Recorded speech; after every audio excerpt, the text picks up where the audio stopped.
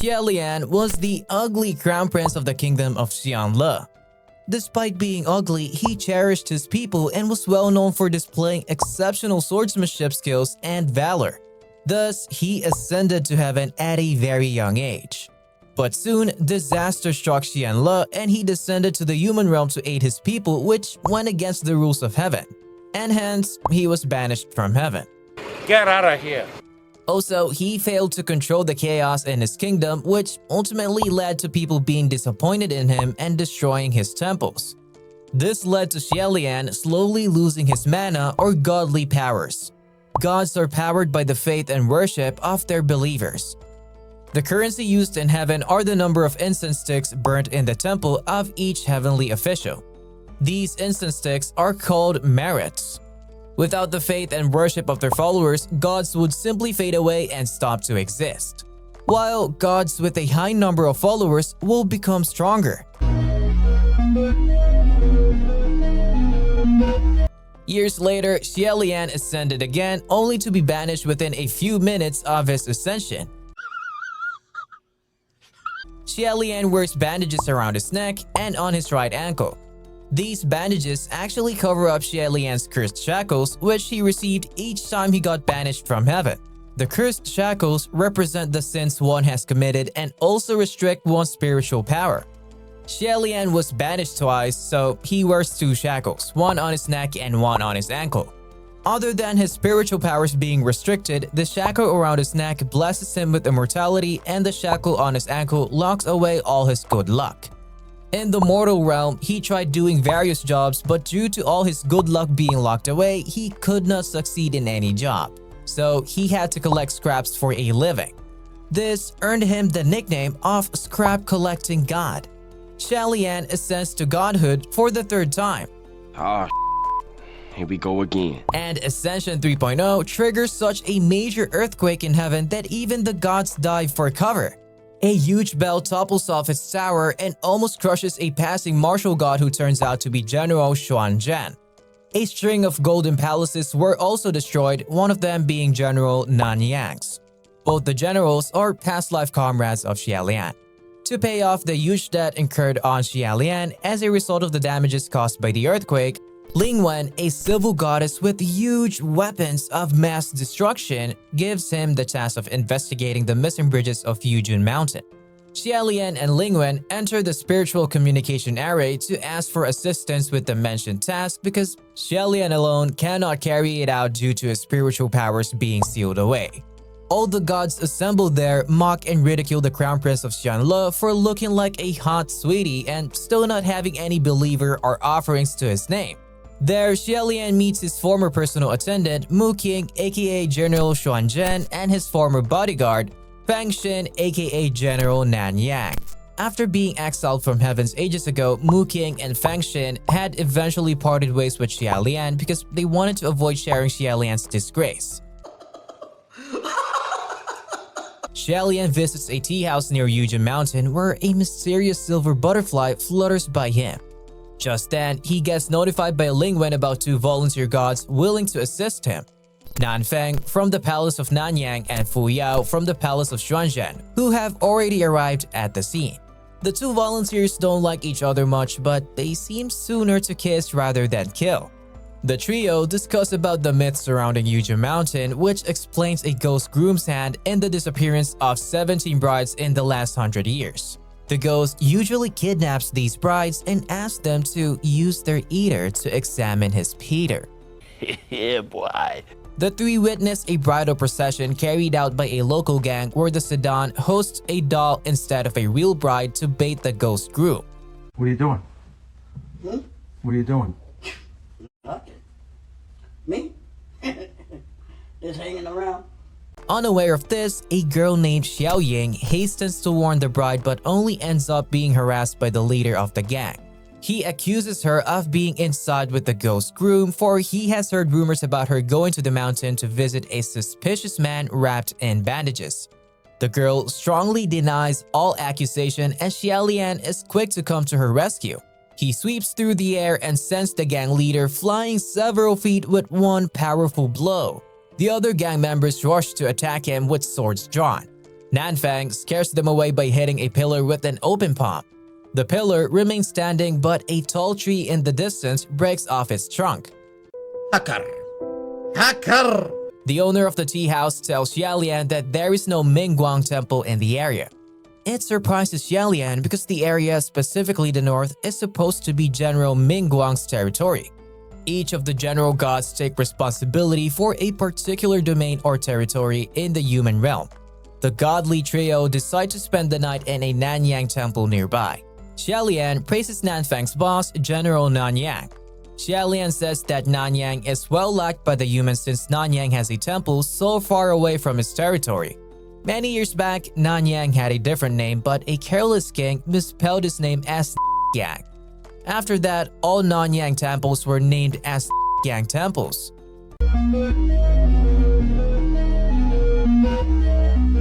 Nanfang snaps that his misspelling has been corrected already, but Fuyao decides to add insult to injury.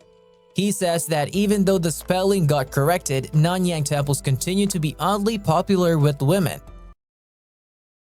Xiaolian contacts Ling Wen to inquire about the ghost groom. He tells her that they did not find any Mingguang temples in the area as they had all been burnt down. They were instead resting in a Nanyang temple. She informs that as a demon, the ghost groom can be classified as wrath. The ranking is in the order of wickedness, ferocity, wrath, and then devastation. Thus, the ghost groom ranks as a fairly high-level threat, second only to devastation. Finding no other option to make the ghost groom expose himself, Xiaolian decides to dress up as a bride. The next day, he puts on a red gown and rubs some face paint but realizes he looks more like a ladyboy.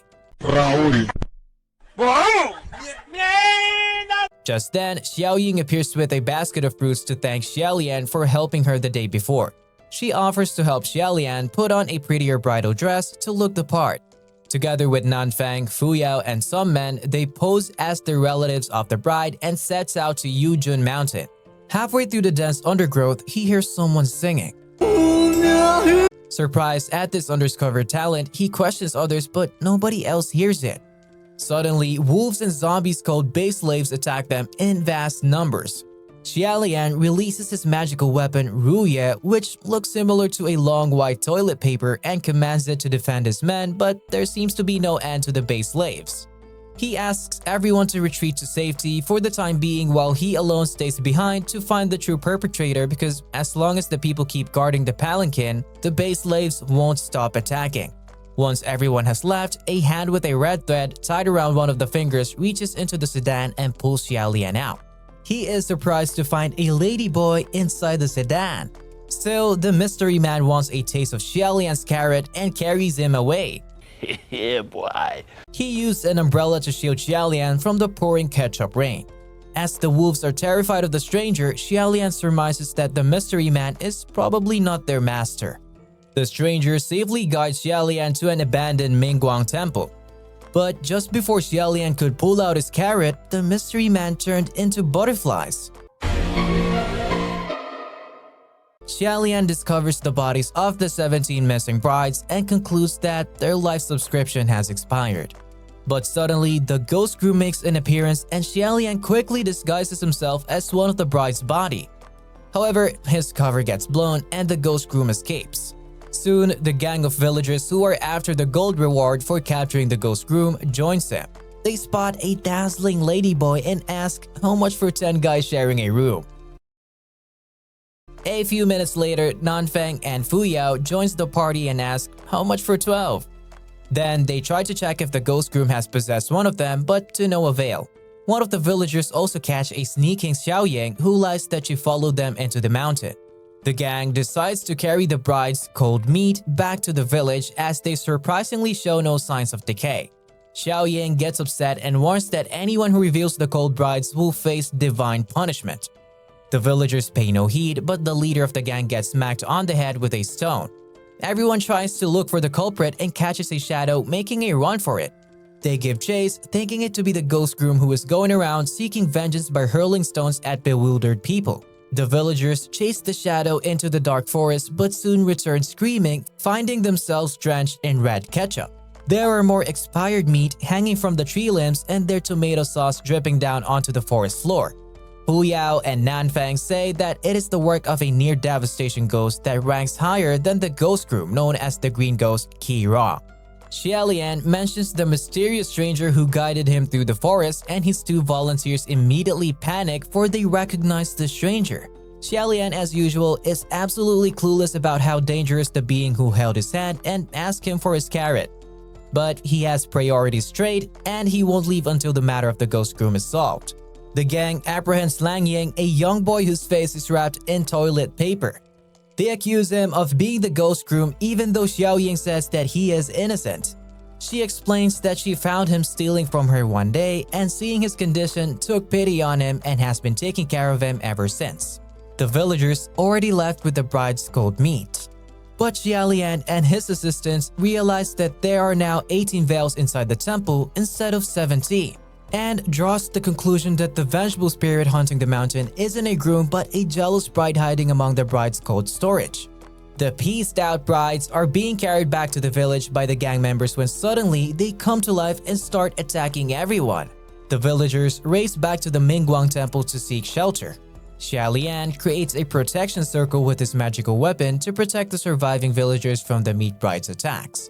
He calls Ling Wen and inquires if General Mingguang ever had hippity-dippity with a jealous female who is both fiery and feisty, but possibly with a disability since he keeps hearing the odd sound of someone limping. Ling Wen replies with a yes.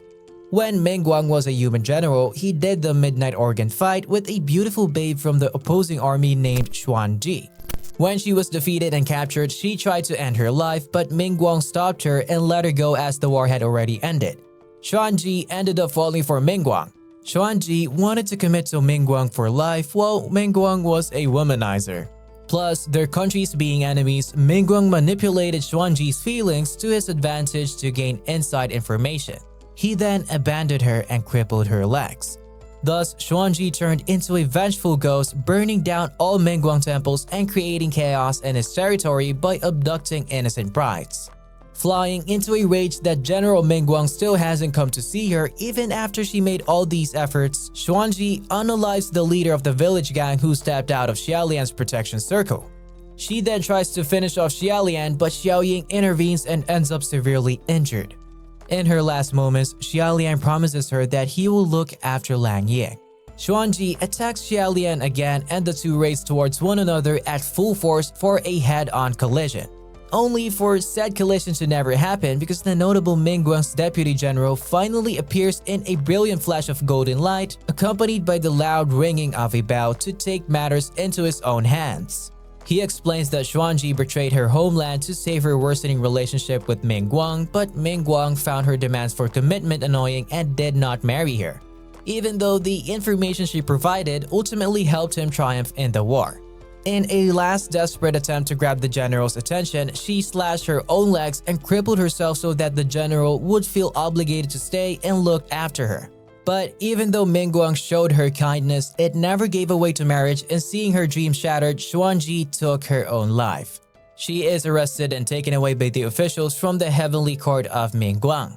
Xiaolian, Nanfeng, and Fu Yao together with some other heavenly officials bring down the cold meat hanging from the trees. There, Nanfeng and Fu Yao mentions that General Pei Jr. from the heavenly court of Mingguang, who came to arrest Xuan Ji, is actually not that favored in heaven as he was involved in a mass peace-out event years ago. Xiaolian, Nanfeng, and Fu Yao help Lang Ying bury Xiao Ying. Xiaolian notices Lang Ying's head injury and asks him to remove the bandages from his face so that his wound can be treated. But he is left shocked when Lang Ying reveals his face, for he is suffering from the human face disease, which is supposed to have been eradicated long ago with the downfall of the kingdom of Xianle. Lang Ying runs away in shame after exposing his face, which is covered in red boils. The human face disease is highly contagious, and the fact that no other victims of the disease have turned up as of yet proves that the boy has long been cured and now just carries the scars and the disease left behind. But Xiaolian still emphasizes that they need to inform Ling Wen about this right away and get help in searching for the boy at the earliest to investigate the matter further.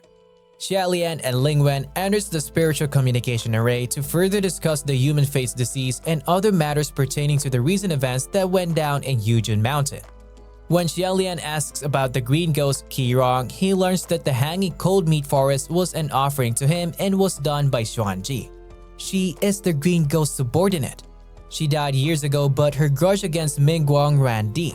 She was, however, not able to do much damage on her own. Once she met the green ghost and became a subordinate, she became more powerful and started wreaking havoc. During the discussion, General Nanyang gets angry and repeatedly insists on removing Xuanji from his palace, considering her a menace. Xiaolian innocently brings up the topic of the mystery man controlling silver butterflies, surprising the heavenly officials. They then explains to him about the 4 calamities. The 4 calamities refer to 4 infamous ghosts who have caused the heavenly officials some of the greatest drama. Night-touring Green Lantern, aka Green Ghost Qirong, is one of the 4 calamities, but he's the weakest of the 4 and tries to imitate the other calamities.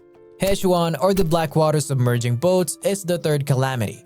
He, however, keeps a low profile and rarely comes out to cause trouble, so Heaven does not have much information on him except that he is a water ghost. The white-clothed calamity ranks 2nd. He goes by another name, Bai Wuxiang. He is responsible for the human face disease that has a big influence in the downfall of the kingdom, but he's believed to have died centuries ago at the hands of the Heavenly Emperor. The most notorious of these 4 calamities is, however, the owner of the silver butterflies known as Hua Cheng, or Crimson Rain Sought Flower.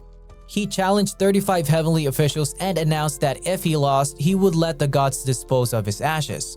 But if a heavenly official lost, he would be demoted and become mortal again. So 33 heavenly officials accepted the duel and lost pathetically. Afterwards, Hua Cheng asked them to fulfill their promise, but the gods thought a single ghost would never dare to pick a fight with the heaven, so they did not stay true to their promise. But Hua Cheng burned all their temples in the mortal world as revenge. Thus, those 33 heavenly officials slowly lost their powers. The officials also stupidly projected the duos into the dreams of their worshippers, which ended up converting their believers into firm worshippers of Hua Cheng instead, as he won all the duels. Hua Cheng's silver butterflies still haunt the dreams of even the most powerful heavenly officials. Xiaolian further goes on to explain how Hua Cheng showed him no ill intent but rather helped him through the forest. This confuses all the officials gathered in the communication array as they whisper that doesn't sound like Hua Cheng at all. They decide that the devils must be conspiring something by coming together. So all the heavenly officials need to be on high alert and take extra precautions. Ling Wen informs Xiaolian that the worshippers in Yujin Mountain have paid off a debt of 8.88 million through their offerings. Xiaolian questions how such a large sum could come from just one place, but Ling Wen advises him to accept it and move on. Xiaolian then adds that he is going to the mortal realm to build himself a shrine as he has already ascended to godhood thrice, but there isn't a single shrine or temple to his name till date. He moves into a rundown house located at the entrance of a village and turns it into a shrine. When villagers approach him and ask him which god is worshipped in his shrine, he promptly answers that it is the Crown Prince of Xianle. When asked what the Crown Prince can do, if he can make people rich or give them career promotions, he replies no to everything and explains that the Crown Prince is a god of protection. He realizes that he needs to make money to get the house repaired so that it can start functioning as a proper shrine.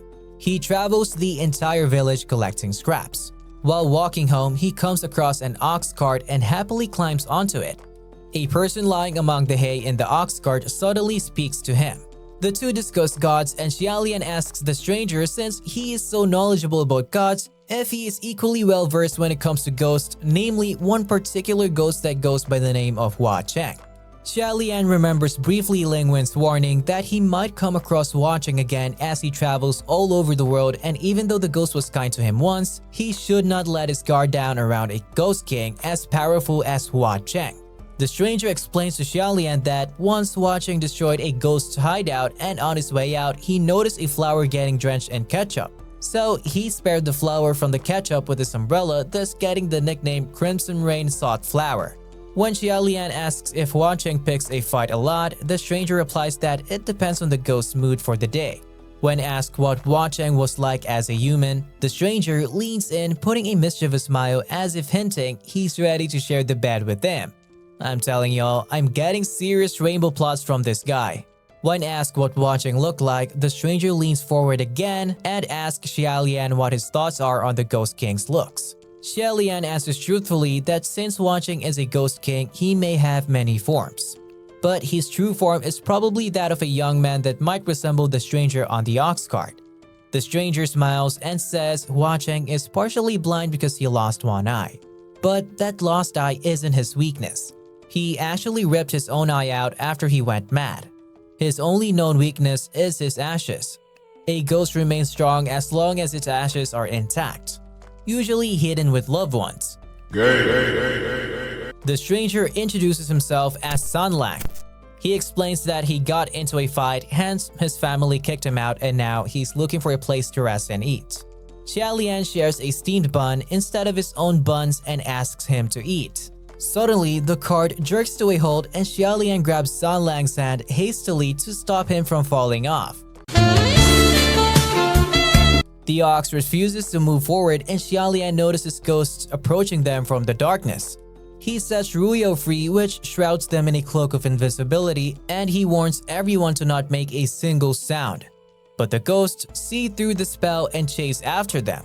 They reach a crossroads and Xiaolian uses a fortune shaker to determine which path to take. However, he keeps getting bad luck sticks again and again. So Xianle decides to try his luck and easily gets good luck sticks for whichever path he chooses. They randomly choose a path but encounter ghosts. Xianle glanced at the ghost and sensing his rainbow plot intention, they sprinted away in fear. After going some distance, Xiaolian asks Xianle, "Give me your hand." to find out if Xianle is a ghost in disguise. Xiaolian tries to read his palm because when ghosts turn into humans, their palm lines can still betray them. But his palm lines are clear and promise good fortune. Xiaolian invites Xianle to stay over at his place instead of sleeping out on the streets. Xianle readily agrees. Xianle watches silently as Xiaolian prepares the straw beds to sleep on and goes around dusting the floor. He finds no complaints about his modestly furnished house. Xianle offers to draw a painting of the Crown Prince of Xianle for the shrine the next morning. They both hop into the bed and Xiaolian begins removing his clothes. Xianle keeps staring at the bandages wrapped around Xiaolian's neck and ankle but does not question. The next morning, Xiaolian wakes up to a beautiful painting of the Crown Prince drawn by yours truly, Xianle. He walks out to find Xianle sweeping the front yard. To show his gratitude, he runs his fingers through Xianle's hair and says he can brush it for him. This makes Xianle panic. While doing Xianle's hair, Xiaolian again checks for signs to see if he is a ghost but does not find any telling flaws. Next, they spent the day cleaning and repairing the shrine. Just when they were spending some private we time, the ox cart driver comes to visit the shrine with a group of villagers to pay his respects to Xiaolian for protecting him from the ghosts. Just then, some villagers bring in an old man who is bleeding sand and looks like he won't make it to the next episode. The old man passes out, but when he wakes up, he tells Xiaolian about his daring escape from Banyue Pass, an oasis in the Gobi Desert where many merchants and travelers would go missing. Some merchants, aware of the ghost hauntings, asked the old man and his caravan troop to escort them. Suddenly, everyone disappeared without a trace, leaving only Grandpa behind. However, Xiaolian doubts the authenticity of the story. He offers Grandpa a bowl of water. Grandpa hesitantly takes the bowl and pretends to drink. When pushed into a corner, he lashes out, revealing he's just a sand puppet, and attacks Xiaolian. Xiaolian fights back along with Xianle, and in a matter of seconds, the sand puppet ends up dissolving completely into sand, leaving neither organs nor skeletons behind. When Xiaolian tries to inform the gods about the ghost of Banyue Pass, he finds that the heavenly realm is distracted due to the Wind Master's arrival, who is showering money on all the gods. Feeling ignored, he decides to travel to the desert alone. Xianle recounts the tale of the evil Banyue Taoists. 200 years ago, Banyue Pass was a country. Its people were strong and aggressive and often harassed the inhabitants of the Central Plains. Their imperial preceptor was an evil Taoist. A knock on the door interrupts them. Nanfeng and Fu Yao have again come to assist the Crown Prince. Seeing Xianle, they got angry because now they have to share Xiaolian's carrot with another gentleman. When asked about where are their beds, Xiaolian points out to the mattress. Frustrated, Fu Yao asked, Why are you gay? Nanfeng draws a distance shortening array, which is a hand-drawn spell to transport multiple people to a particular place. They arrive in a small, bustling desert town. However, Nanfeng and Fu Yao doesn't like Xianle tagging along with them, and both of them ask, Why are you gay? Xianle is, however, unbothered by their tantrums and is busy enjoying the desert night sky. The next day, they travel through the desert on foot, which tires out Xianle and he complains about the heat. Xiaolian tries to give him his hat and tie the hat straps under his chin. Stop it. Get some help. But Xianle, suddenly feeling shy, declines the hat.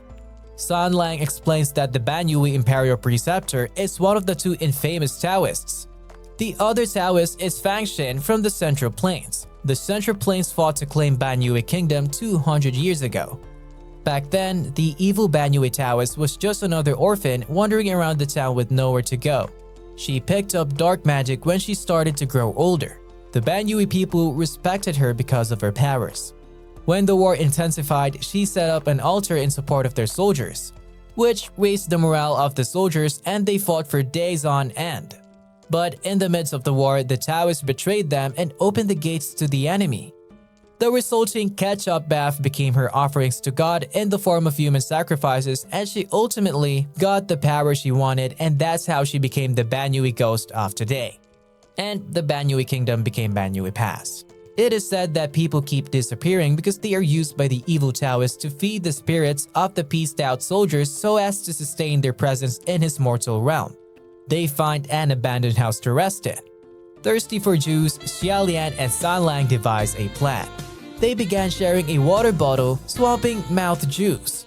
Jealous of this, Fu Yao makes Xianle drink true form water to reveal his true form if he is indeed a ghost. But nothing happens. Next, Nanfeng asks Xianle to wield the form-revealing sword, but again, nothing happens, much to their dismay. In fact, they realize that the sword is broken. A sandstorm comes rolling in, but the group of four notices someone outside. Two women running across the sands. They figure one of them is the evil Taoist.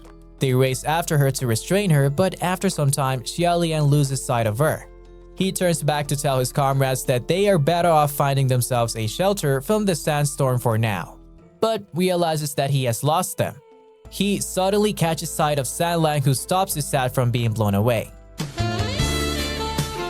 Then Fu Yao and Nanfeng reaches them, barely able to keep their eyes open in the storm. Suddenly, Xiaolian gets blown away by the wind and he orders Ruye to grab onto anything solid. But it ends up grabbing Xianle's carrot and pulling him into the swirling dust storm as well. With the help of Ruye, Xiaolian holds onto Xianle. He binds himself to Xianle. I'm gonna come. Oh. And again sends out Ruye to grab something stable. But his magical weapon grabs onto Fu Yao and Nanfeng's carrot and brings them to him. He binds all of them together firmly. I got you, homie. And finally, Ruye grabs onto a rock. They land and go seek shelter in a nearby cave. They find a group of traveling merchants resting in the cave. When being asked why they still chose to travel through the haunting Banyue Pass, they replied that the rumors are exaggerated and they can safely pass through because they have a local guide, A Zhao. Xiaolian discovers a tombstone dedicated to a general from Yong'an. Yong'an used to be a provincial city of Xianle. By reading the words inscribed on the tombstone, they find out that the general was a weird one. At the beginning, he led 100 men, then he became a commander of 75 men. In the end, he only had a squadron of 50 men. He was demoted after every battle because he was a hindrance on the battlefield. He would stop the opposing side from attacking his men, but he also stopped his own soldiers from attacking the enemies. His rank finally fell so low that it couldn't get any lower.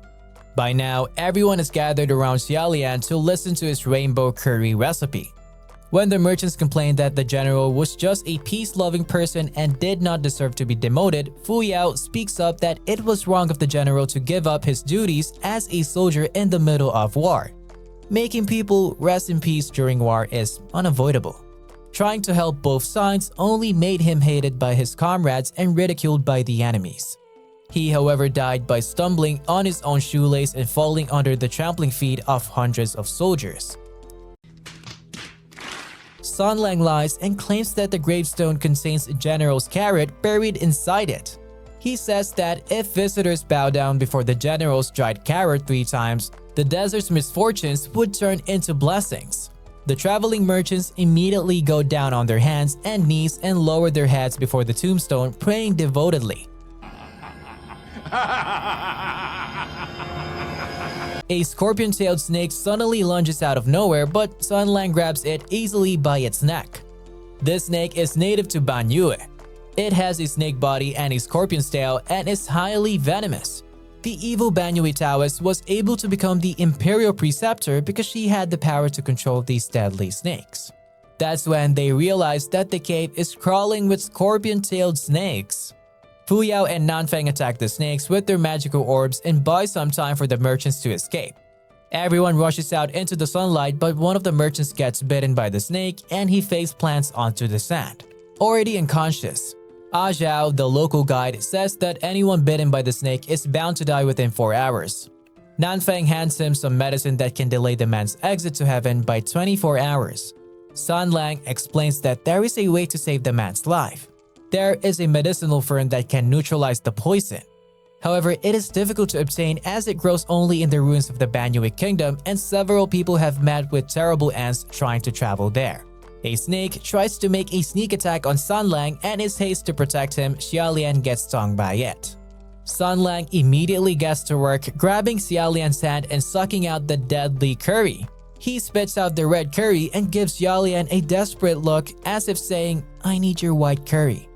The travel guide Zhao sets out with Xiaolian, Xianle, and Nanfeng towards the ruins of Banyue Kingdom to collect the fern, while Fu Yao stays behind to look after the merchants. They reach the Banyue Kingdom but suddenly hear someone approaching. They quickly run to take cover before being seen. They realize that there are 2 women and one of them might be the evil Taoist, but they do not try to capture her as engaging in a battle with the Taoist right now might prove futile, and they might fail to reach the poison merchant on time to save him. But one of the women stops and stares straight at the location where Xiaolian is hiding. To distract the women, Nanfeng unleashes his firepower at her. He floats several meters above the ground like a cotton candy. Yeah, buddy! Wait! Surrounded on all sides by blazing flames, and then in the blink of an eye, he comes charging at the women. The 2 collide with tremendous force and even exchange blows.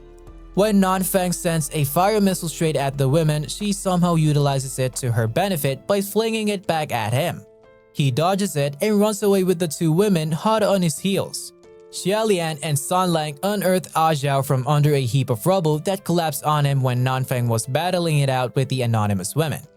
Zhao says that he has no clue where in the city the fern grows. Xianle mentions that the fern is short with large leaves and grows in dark places, and brings forth an explanation of another long-forgotten legend.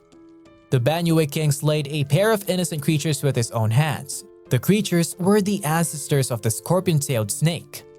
He continues that the kind queen picked up a leaf of the Banyue fern and covered the 2 creatures after they passed. This respectful ask caused the fern to become an antidote to the snake's venom.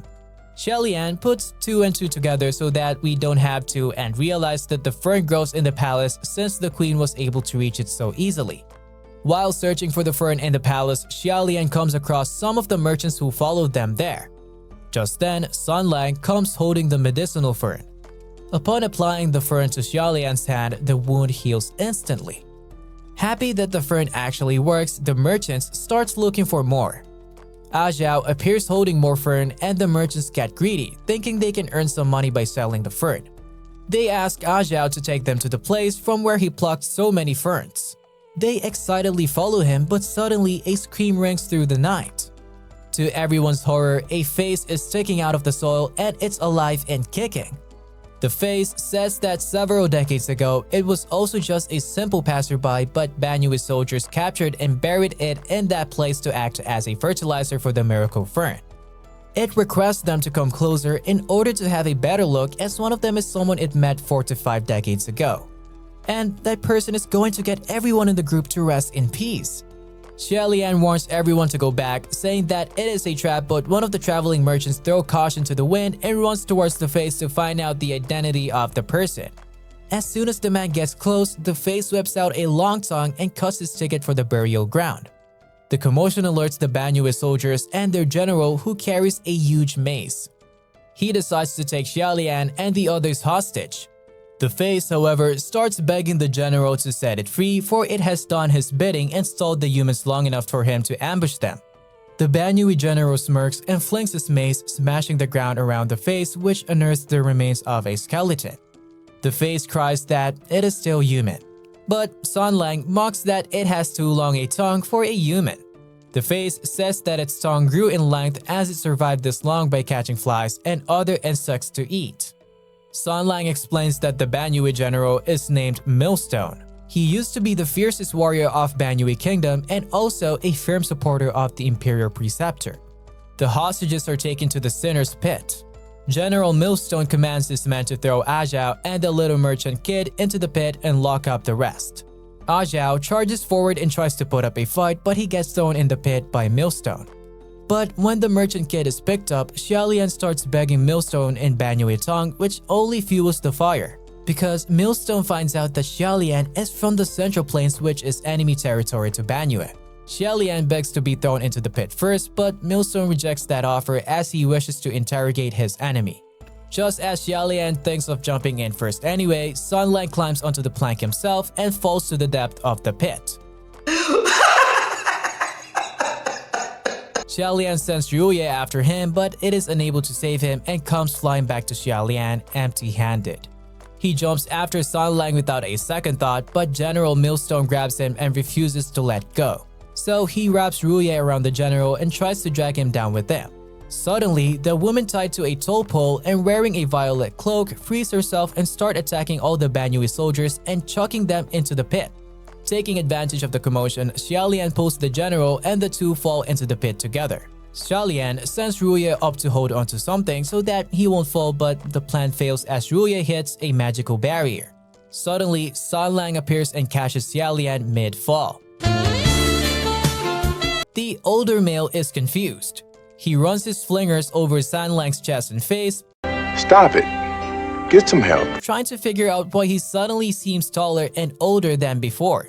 When Xianle asks to be put down, Xianle says no, I want to try the standing carrot suction position. Xianle realizes that Xianle isn't human as he's not breathing and also doesn't have a heartbeat. General Millstone attacks them after finding out that all his soldiers in the pit have been killed. But Xianle easily dodges the general and fights back, even with Xianle in his arm. Wow! Very dangerous! He lands a kick on the general's face and sends him flying. The general gets back up again, but Xianle throws him back with his magical blade. Xianle asks if all the zombie soldiers in the pit were sent back to being mummies, to which Xianle replies yes. Xianle further asks why Xianle isn't questioning his identity, although he has already found out that Xianle isn't human. Xianle brushes his worries away by saying that what actually matters is their love for carrots and how well they get along. The Banyue general misunderstands Xianle and Xianle to be partners of the evil Taoist, while the two think the Taoist is the leader of the general and his soldiers. Since both parties are looking to end the Taoists at this point, they decide to call a truce for now. The general explains that his soldiers were brave men once, but they have been captured in that pit for decades and have suffered. They have finally been freed through their expirations. They join hands to escape from the pit and decide to exchange information about the evil Taoist. Millstone explains that the Taoist actually hates the Banyue Kingdom as she is not entirely of Banyue race. She is a half-breed. Her mother was a Banyue citizen, but her father was from Yong'an. Her father couldn't bear the suffering near the border, so he abandoned his wife and child and fled back to Yong'an. The Banyue woman died due to a heart condition, leaving her young daughter alone. Banyue people believe in strength over everything, and as the child was of mixed heritage, she was bullied for her weakness. This led to the girl being angry at the people of Banyue. When riots started occurring at the border, a lot of people passed away and the girl also disappeared. When she returned, she had learned a lot of dark magic and soon she was serving in the palace.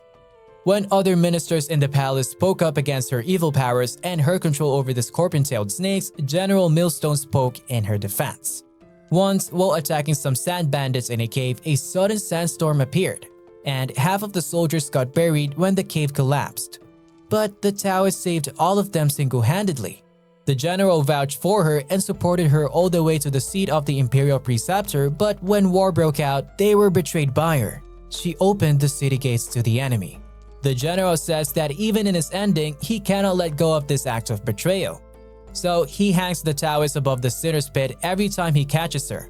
He says he's just doing justice because once the Taoist became a ghost, she hunted down his zombie soldiers and threw them down the pit. They couldn't get out because of her magical barrier, so they have been stuck down in the pit all this time until Xianle came along and ended their miserable existence. The general would hear them crying out in anguish, so he had no choice but to capture traveling merchants and feed them to the soldiers in the pit.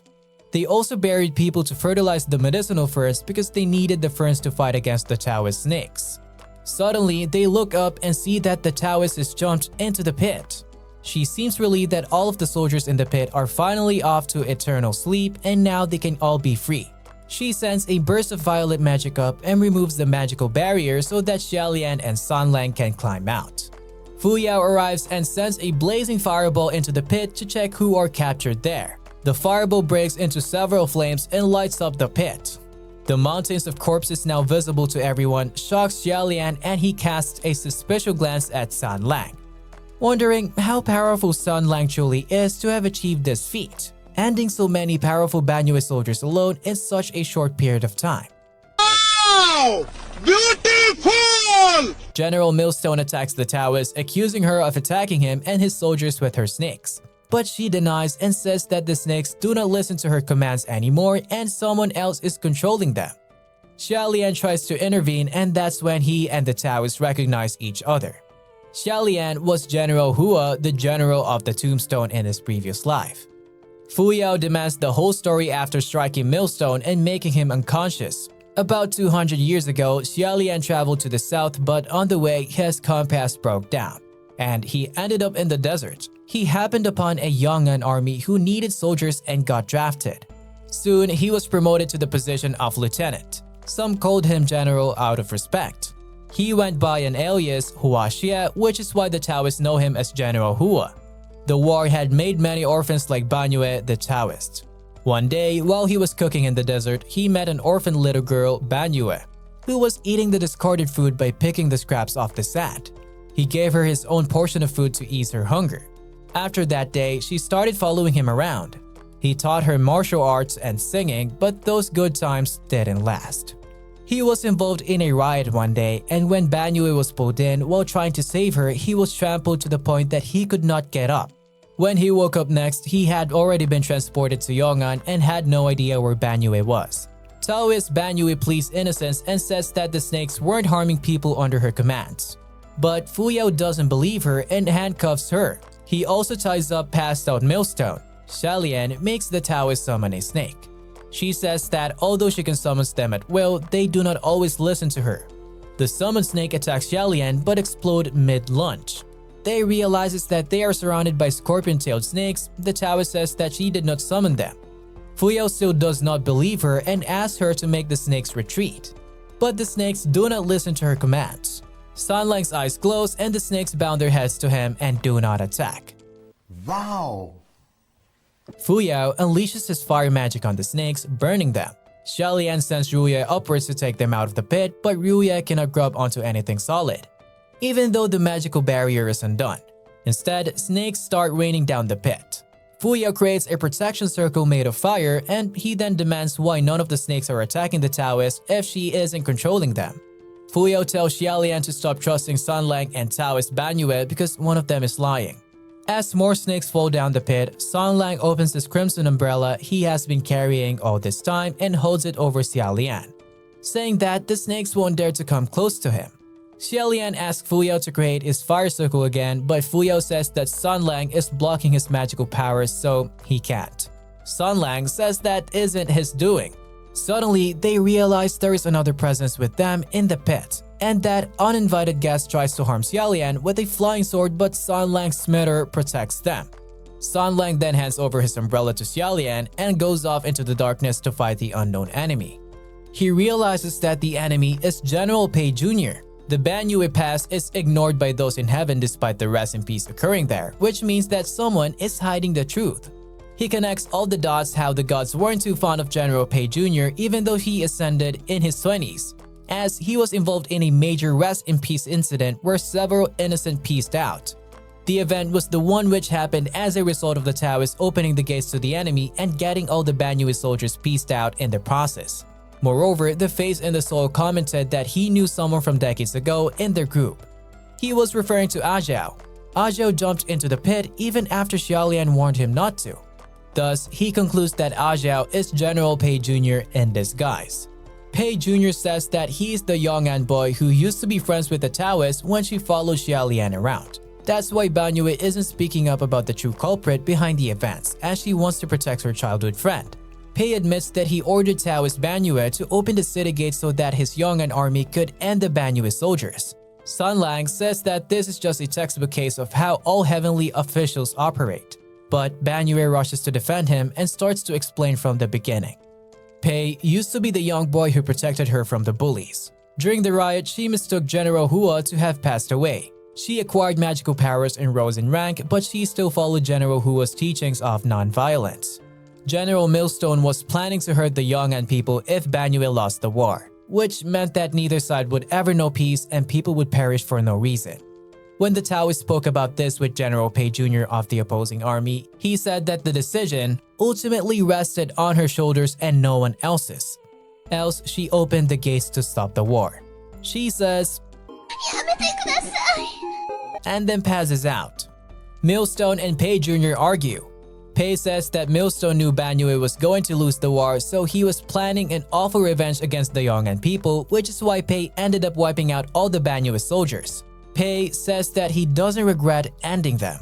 Suddenly, a female voice asks from above if Pei also does not regret ending all the innocent travelers over the years. A tornado sweeps into the pit, pulls up the people stuck there into it and carries them up, then safely deposits them on solid ground. A beaten and bruised Nanfeng joins them along with two beautiful women, one of them being the Wind Master. General Pei Jr. bows to her. General Pei was luring merchants to the Banyue Pass to appease the zombie Banyue soldiers through human sacrifice because he did not want his pass to affect his promotion in heaven. If news of the zombie Banyue soldiers creating issues reached the heaven, Pei would most probably be demoted instead of being promoted, as it would be proof of the massacre he committed in Banyue. The Wind Master apologizes to Xiaolian for the sandstorm she created to keep him and his comrades out of the Banyue kingdom. She tells him not to interfere in this matter any further. But Xiaolian worries that the heavenly officials might not wish to punish such a high-ranking god like General Pei Jr., as it would bring a bad name to heaven. The higher-ups might pull some strings and make innocent Banyue Taoists the scapegoat. Damn! But the Wind Master ensures the Taoist safety and arrests only Pei and Millstone. Xianle gives a jar to Xiaolian to transfer Banyue Taoists inside. Soon after, Xie offers a hand-cooked curry treat, making Nanfeng excuse an emergency. Finding themselves alone, Xiaolian calls Xianle to perform a carrot suction therapy. But Huacheng smiles and says that he prefers a carrot drilling therapy. Well, that's a wrap folks. Catch you on the flip side of the internet in my next video.